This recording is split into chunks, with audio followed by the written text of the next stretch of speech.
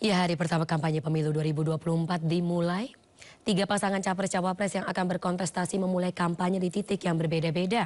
Pasangan Anies Mohaimin saling berpisah titik, keduanya memilih di kandang masing-masing. Anies di Jakarta dan Mohaimin di Jawa Timur. Sementara paslon nomor urut 2, Prabowo Gibran memulai kampanye di Jabodetabek, di mana sang capres mengatakan wakilnya Gibran Rakabuming Raka lah yang akan lebih dinamis bergerak ke berbagai titik karena usianya lebih muda. Sementara pasangan nomor urut 3, Ganjar Pranowo Mahfud MD memilih strategi lain, yakni memulai kampanyenya dari dua titik ujung Indonesia. Ganjar di Merauke, Papua, dan Mahfud MD di Sabang, Aceh. Mari kita bedah strategi kampanye ketiga pasangan ini bersama dengan para narasumber yang sudah hadir bersama kami di Sindo Prime malam hari ini. Saya sapa terlebih dahulu, ada Ahmad Baidowi selaku jubir TPN Ganjar Mahfud, kemudian Yadi Suryadi Putra jubir TKN Prabowo Gibran yang akan bergabung kemudian dengan kita malam hari ini. Saya sapa juga Abdul Rohim selaku jubir Timnas Amin, dan nanti juga akan ada hadir bersama kita Henry Satrio selaku pengamat politik. Saya akan sapa terlebih dahulu Mas Awi dan juga Cak Rohim. Selamat malam. Malam Fani. Selamat malam Mbak Fani. Cak Rohim. Baik. Ya Bang Awi, sukses selalu. Oke, saya mulai mungkin dari yang titik paling barat dari Indonesia terlebih dahulu, yang kebetulan didatangi oleh Pak Mahfud hari ini. Mas Owi, kenapa memilih tempat yang sangat berjauhan, Sabang di ujung barat dan juga Merauke di ujung timur sebagai titik kampanye paslon nomor urut 3 hari ini? Nah, kami ingin mengingatkan bahwa Presiden dan Wakil Presiden yang akan berlaga, yang akan dipilih pada 14 Februari 2024 datang itu merupakan Presiden Indonesia yang wilayahnya dari Sabang sampai Merauke. Bahwa dari Sabang sampai Merauke itu merupakan satu kesatuan negara Republik Indonesia yang tidak bisa dipisahkan satu sama lain. Nah, visi misi kami Ganjar Mahfud itu adalah visi pembangunan yang merata di seluruh Indonesia. Tidak hanya visi Jawa sentris ataupun daerah-daerah tertentu. Namun demikian, satu kesatuan negara itu menjadi simbol dari kami ketika Pak Ganjar memulai dari Merauke, Pak Mahfud dari Sabang. Ini memberikan pesan kepada Indonesia bahwa Ganjar Mahfud itu siap memimpin Indonesia. Oke. Perjanjiannya memang dari awal seperti ini ya, ketika atau mungkin ada strategi khusus kenapa Pak Mahfud yang ditaruh di Sabang atau yang ke Sabang, sementara Pak Ganjar yang ke Papua?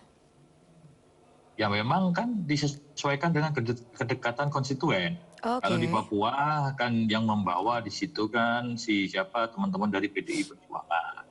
Sementara yang di Sabang itu P3 dan teman-teman yang lain. Nah, strategi-strategi itu tentunya sudah dipersiapkan sejak awal. Bahwa pilihan-pilihan titik memulai kampanye itu juga dibahas di tingkat TPN. Yang kemudian hari ini kita tahu dimulainya titik itu sama-sama dari 0 km. 0 km dari paling barat Indonesia dan 0 km dari paling timur Indonesia. Filosofinya? Ya, filosofinya begitu, bahwa Indonesia itu dari barat dan timur itu satu kesatuan yang harus kita sentuh semua. Dari ground zero gitu. Oke, baik-baik Mas Awi. Sementara kalau misalnya pasangan Anies Mohaimin, Cak Rohim, memulainya kelihatannya dari kampung halaman politiknya masing-masing. Pak Anies di Jakarta, lebih tepatnya di Tanah Merah ya, Jakarta Utara, koreksi saya kalau saya salah. Kemudian Cak Imin ada di Jombang, Jawa Timur, begitu? Kenapa? Sekali Mbak Fani. Jadi tentu ini juga punya makna yang luar biasa. Sebenarnya kedua paslon ini memulai kampanye selain tempat di sini tadi ada peristiwa sakral baik Pak Anies maupun Gus Muhaimin mengawali dengan sungkem ke ibunda masing-masing. Saya kebetulan mendampingi Pak Muhaimin langsung ke Jombang dan Nanyar.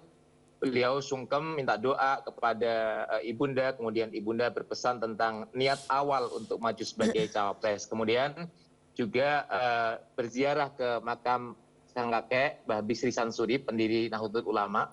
Tentu kenapa yang satu di Jakarta, kenapa yang satu di Jombang begitu. Ini adalah masa kampanye ini hanya 75 hari. Ini tentu memanfaatkan momentum untuk lebih banyak menyapa masyarakat. Nah, Pak Anies punya basis kuat di Jakarta. Salah satu titiknya adalah tadi Tanah Merah, ini menjadi simbol bahwa dulu ketika beliau maju sebagai Gubernur DKI Jakarta juga atas dorongan dari warga Tanah Merah yang saat itu menuntut adanya keadilan. Nah, kenapa itu dipilih? Karena salah satu hal penting yang akan diperjuangkan oleh pasangan Amin adalah bagaimana terwujudnya keadilan, ketidak sewenang-wenangan dan sebagainya. Ini penting sebagai simbol mengingatkan masyarakat terhadap dulu Pak Anies juga melakukan hal yang sama dan akan dilakukan lagi ketika memimpin Indonesia lagi, yaitu berpihak kepada rakyat bawah agar terjadinya keadilan. Nah, Gus Muhaimin tadi melakukan safari ke berbagai tempat di Jawa Timur, diawali di Jombang, kemudian bertemu dengan jaringan perempuan Nahdliyin di Mojokerto, kemudian tanding bola lawan Persebaya, Legend, dan Piltras Sidoarjo. Kemudian malam ini, saat ini sedang berlangsung pertemuan dengan anak-anak muda di Taman Bungkul, Surabaya. Begitu Mbak Fani. Oke, saya bedah dari Pak Anies terlebih dahulu ya. Ada yang menarik karena tadi Cak Rohi mengatakan ingin menunjukkan bahwa seharusnya pemerintah ini adil dan juga tidak sewenang-wenang. Mau menyindir siapa atau mungkin ada kebijakan apa yang perlu digarisbawahi begitu dari pemerintahan saat ini? Bukan tidak lagi sindir-menyindir lagi. Ini memang salah satu visi misi yang diusung oleh pasangan Amin atau koalisi perubahan adalah terwujudnya keadilan. Kita sudah turun ke berbagai daerah, baik Pak Amin maupun Pak Anies maupun Gus Muhaimin turun ke berbagai daerah. Saat ini ketidakadilan itu tampak jelas di depan mata, jadi nggak perlu lagi nggak perlu lagi sindir-sindiran lah. Ini semua orang tahu kok, banyak penegakan hukum ini yang tidak terjadi dengan semestinya. Jadi tidak lagi perlu sindir-sindiran, ini nyata gitu. Nah, inilah yang yang akan diperjuangkan oleh pasangan Amin jika kelak mendapatkan amanah sebagai presiden dan wakil presiden Dwi Tunggal. Baik, kalau untuk Caimin sendiri mengingat bahwa ya namanya ya saat ini kalau misalnya dari hasil beberapa lembaga survei mengatakan pasangan nomor urut 3 kan cukup unggul ya di Jawa Timur, terutama di kalangan kader-kader dan juga santri-santriwati PBNU. Apakah ini juga jadi strategi? Pasangan nomor urut 1. Pasangan nomor 1, iya. Kalau di hasil lembaga survei, pasangan nomor urut 3 sih kebetulan ya memang dari beberapa lembaga survei. Ya, Pak Ganjar dan juga Pak Mahfud unggul di mata kader-kader dan juga santriwati, santri NU. Apakah dengan strategi di hari pertama kampanye Caimin ini memang tujuannya adalah untuk menggerus elektabilitas atau ya tadi suara responden? Sebelumnya ini soal sudut pandang survei saja. Ada survei yang menyebutkan nomor 3 yang paling unggul di Jawa Timur misalnya. Ya. Ada yang kita juga punya survei bahwa pasangan nomor 1 ternyata sudah menyalip pasangan nomor 3. Tapi biasa itu banyak tergantung lembaga surveinya lah begitu. Tapi yang jelas semua orang tahu bahwa Jawa Timur itu adalah kalau bisa dikatakan kandangnya PKB, kandangnya NU. NU itu paling basis utamanya di Jawa Timur. Kemudian PKB itu partai yang lahir di Jawa Timur. Tadi pertemuan pertama setelah sungkem dengan Ibunda Gus Muhaimin adalah bertemu dengan jaringan perempuan Nahdliyin di Mojokerto. Tentu ini penting untuk menjaga suara Nahdliyin agar bisa dijadikan magnet bagi pasangan Amin gitu Mbak. Oke, menarik. Nah, saya balik ke Mas Awi kalau begitu. Jadi katanya ada hasil lembaga survei yang berubah. Mengingat kalau misalnya yang... Bukan berubah, berbeda-beda. Berbeda, maksud saya berbeda, sorry. Terima kasih atas koreksinya. Mas Awi sendiri bagaimana tanggapannya ketika memang masih ada kemungkinan swing voters terutama di kantong-kantong suara Jawa Timur? Ya, kan swing voters itu hal yang lumrah dalam dinamika politik ya. Kalau tadi berbasisnya lembaga survei, kita kan mengambil contoh lembaga survei yang mayoritas. Artinya kalau misalkan dari 5 lembaga survei, 4 memiliki hasil yang sama dan yang 1 memiliki hasil yang berbeda, tentu kan publik akan bertanya-tanya. Namun demikian kita tidak sedang memperdebatkan kredibilitas lembaga survei. Yang kita inginkan hari ini adalah bagaimana tadi yang disampaikan bahwa di Jawa Timur menjadi kandangnya PKB, di Itu kan asumsi gitu. Asumsi ketika misalkan berdasarkan fakta 2019. Tapi kami mengingatkan bahwa politik itu dinamis, selalu ada perubahan-perubahan yang terjadi. Salah satu lembaga survei yang kami kira cukup kredibel dan sudah dipublikasikan misalkan yang dilakukan oleh Universitas Muhammadiyah Malang, yang mana waktu itu menyebut popularitas Pak Mahfud MD sebagai wakil presiden tertinggi di antara kader Nahdliyin lainnya. Nah, tentu apa yang dicapai dalam lembaga survei UMM tersebut akan kami pertahankan dengan cara kami. Di antara seperti apa? Misalkan ketika minggu lalu Pak Mahfud pulang kampung ke Madura, itu kan antusiasme masyarakat di Madura luar biasa. Meskipun kita tahu di Madura tidak bakal 100%, sama halnya dengan di Jombang, misalkan tempat kelahiran Caimin ini tidak bakal 100% juga ke Caimin gitu. Hal yang itu lumrah dalam dunia politik kita gitu. Tidak mungkin 100% akan bersetuju terhadap satu pasangan calon, tidak mungkin. Yang kita lakukan terus bagaimana memasarkan gagasan-gagasan dari Ganjar Mahfud untuk bisa setidaknya bisa mempertahankan hasil dari lembaga survei yang menunjukkan pasangan nomor 3 itu unggul di Jawa Timur. Apa langkah-langkah yang kami lakukan? Banyak diantaranya mendekati kelompok-kelompok milenial, mendekati kelompok-kelompok basis pesantren dan juga kalangan aktivis kampus, tentu juga belusukan kepada masyarakat yang langsung berbeda belusukannya dengan yang dilakukan oleh Jokowi. Kita ingin mengatakan bahwa pasangan Ganjar Mahfud ini memang bagian kelanjutan dari pemerintahan Jokowi Ma'ruf Amin dengan berbagai modifikasi. Artinya apa? Hal-hal yang tidak baik tentu tidak kita teruskan, tetapi hal-hal yang baik tentu akan kita teruskan sambil lalu kita mengincar hal-hal yang baru yang lebih baik. Al-muhafadhu ala qadimi sholeh wal akhdu bijadidil aslah. Begitu kata makalah yang sering kami pelajari di pondok pesantren. Oke, berarti akan ya kalau misalnya bisa digambarkan lebih lanjut, Jawa Timur ini menjadi salah satu daerah yang akan panas ya perebutan suaranya ya, Mas Awi dan juga Cak Rohim ya. Bukan panas, sengit lah. Kalau panas kayak apa? Ya sengit lah. Ya biasa kami dengan Cak Rohim kan sesama dari Jawa Timur saling adu strategi bagaimana menang di Jawa Timur. Ya, pastinya karena suara Jawa Timur ini kan memang besar ya, jadi pasti ini menjadi salah satu penentu suara pendulang suara. Selain Jawa Barat kan Jawa Timur yang nomor 2 kan begitu. Jadi pasti ini akan diperebutkan semua partai politik, semua capres-cawapres. Oke, Mas Awi nggak merasa deg-degan pasangan nomor urut 01 mulai dari kantong suara terbesar di Indonesia saat ini Jawa Timur? Ya, karena kita di situ kan sudah lumayan kuat, maka kita kemudian ibarat makan bubur, itu kan nggak ada yang makan bubur panas itu langsung di tengah, dari pinggir dulu gitu kan, jadi tiba-tiba nanti habis juga gitu kan. Makanya kemudian kita mengingatkan masyarakat Indonesia bahwa Indonesia itu terdiri dari Sabang sampai Merauke, itulah simbolnya ketika pasangan capres kami berkampanye di 2 titik barat dan titik timur, sebagai satu kesatuan Indonesia. Oke.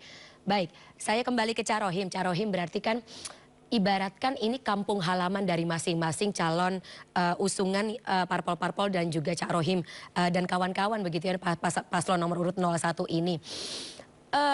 Ini pun juga atau ada hal juga yang dilihat oleh netizen dan juga calon pemilih yang menjadi keuntungan dari pasangan nomor urut 01 ketika keduanya tidak menjabat sebagai pejabat publik atau ya saat ini tidak menjabat sebagai pejabat publik sehingga lebih bebas begitu gerakannya termasuk untuk menghadiri debat-debat capres di luar KPU saat ini yang kalau saya lihat setiap undangan pasti dihadiri.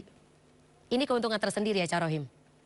Tentunya. Ini yang jelas bahwa kenapa Pak Anies atau Pak Muhaimin selalu hadir dalam berbagai forum debat misalnya.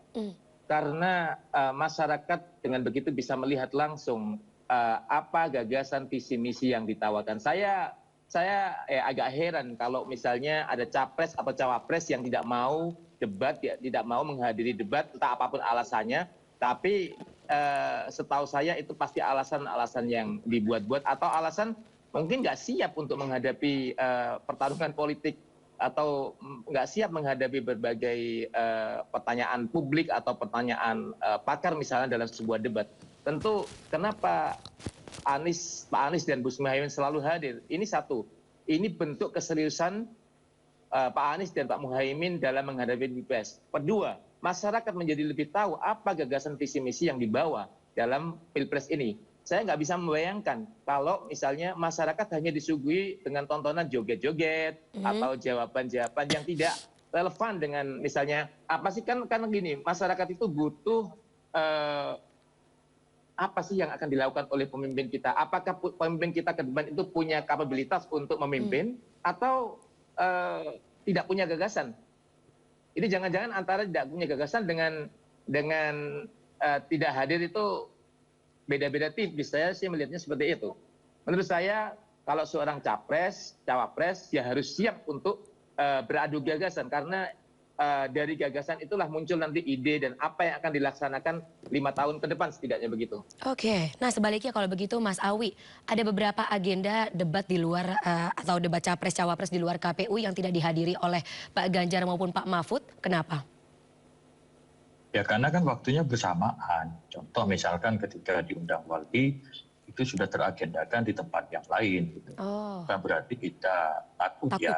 Justru kita senang lah untuk berdebat. Tetapi kan seringkali waktunya bersamaan. Makanya kita minta reschedule. Seperti dulu pernah diundang di Universitas Indonesia, Pak Ganjar terus dibilang takut debat. Bukan. Kalau sudah ada agenda yang lebih awal, tentu kita memilih agenda yang lebih awal. Kemudian kita meminta reschedule terhadap agenda yang sudah direncanakan itu. Kemudian terlaksanalah debat di UI waktu itu. Bukan langsung menghilang seperti kata Cak Rohim tadi. Ya Pak Presiden dan Wakil Presiden itu harus mampu, harus sanggup mengatasi tantangan termasuk debat publik gitu. Karena disitulah momentum kita untuk menuangkan gagasan-gagasan kita bagaimana memimpin Indonesia. Oke, kalau posisi Pak Mahfud yang saat ini masih menjabat sebagai Menko Polhukam sendiri, Mas Awi, jadi apa ya, handicap, jadi tantangan tersendiri? Tidak ada masalah karena kan beliau di Menko Polhukam itu amanah dari ditunjuk oleh Presiden ya. Yang berikutnya hari ini beliau menjadi calon Wakil Presiden. Jadwalnya nggak bentrok Mas Awi? Tidak, karena kan untuk kampanye itu boleh cuti. Dan kegiatan kampanye dilakukan di luar tugas kenegaraan.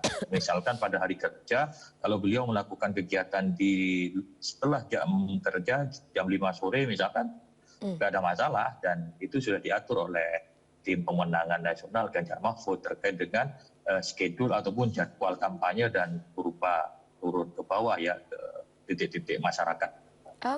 Oke, menarik.